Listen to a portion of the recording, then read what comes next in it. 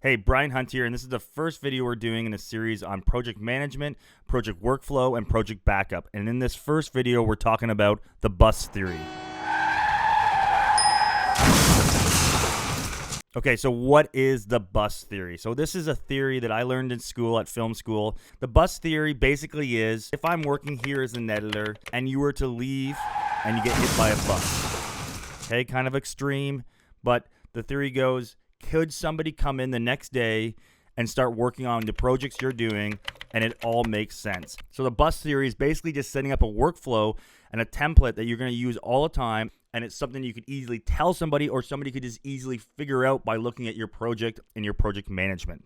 So we're going to jump onto the computer and we're going to show you what we do for our bus theory. Okay, so now we're on our computer and we're going to show you what we do here for the bus theory. So I've opened up a folder. This project, this bus test folder, has been saved into our 16 terabyte drive. This is where we're going to show you just a basic workflow for the bus theory. So you can see our first folder in here, 01, is our projects folder, and this is where we're going to hold all of our project files. So all of our Premiere project files, all of our DaVinci Resolve project files, all of our After Effects project files, they will all be saved into this one folder. And then different versioning and stuff of that we'll keep in this same place.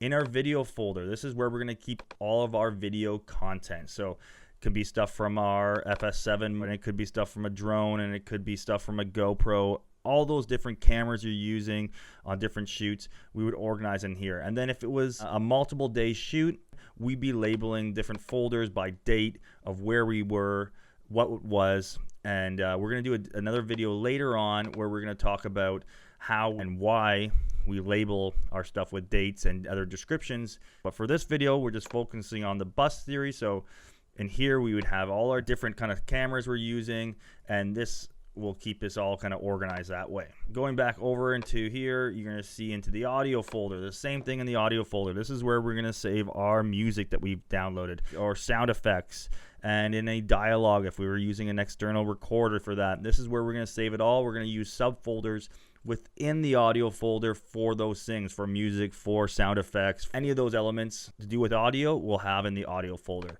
The graphics folder is where we're holding all of our graphics. So logos that were given, some new fonts to use for the company, we'll keep them in here. Anything graphic related we keep in the graphics folder, and I'd be using that a lot into After Effects and a lot of times back into Premiere.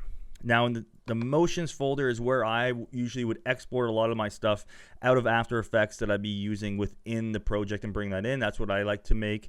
Some people don't like to have a motions folder, they like to just use what I have below here as a renders folder. I use this as the same kind of idea, but my renders folder I use a lot for software like the GoPro Fusion VR software when I'm rendering stuff out of there. Sometimes I might be putting time-lapse renders in there if I had all the time-lapse footage.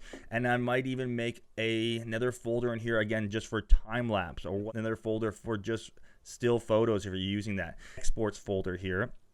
So the exports folder is where we're going to send any of our versions of exports that we've done for samples for people to view, all going to be in one place. How this really works is when you get over into your editing software. And within your editing software, I'm going to show you, I'm going to bring this up to the top here, and so you can see this a little bit better. This is where we're going to have all of our stuff. This is where we're going to have all of our media, and it all makes sense. It matches where stuff is on the hard drive. So the only thing we change is our project file. We change that to sequences, and this is where we save all of our sequences, different versioning, any of our nested sequences. All those things are going to be saved in the sequence folder.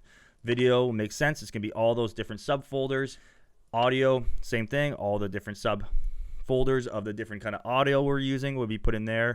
Graphics, your graphic files will be going in there, your motion exports or your renders from other things. You could add other elements into here, but it's just that it matches where everything is on your hard drive. And the big deal with this is just making sure that you're trying to keep everything in one place. One place where you could just transfer everything onto a little travel drive that you could give to somebody else or bring with yourself when you're traveling.